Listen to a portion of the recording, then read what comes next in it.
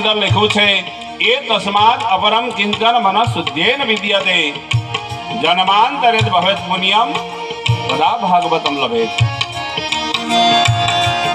જન્મ જન્માંતરના પુણ્ય ભેગા થાય ત્યારે આ કથાને કહેવાનો કે સાંભળવાનો આવો લાવો મળે. એમાં પણ આ એક કૃષ્ણ કથા, આ એ ગ્રંથ છે જેની રચના કર્યા પછી ભગવાન વેદવ્યાસને બીજું કઈ રચવાનું બાકી નથી રહ્યું. અનેક પુરાણો રચ્યા. ભગવાન વેદવ્યાસ અશાંત હતા. એમને લાગતું હતું કે હજી કંઈક ખૂટે છે.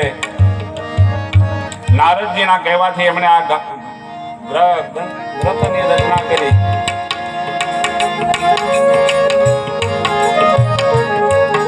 કૃષ્ણ કથાની રચના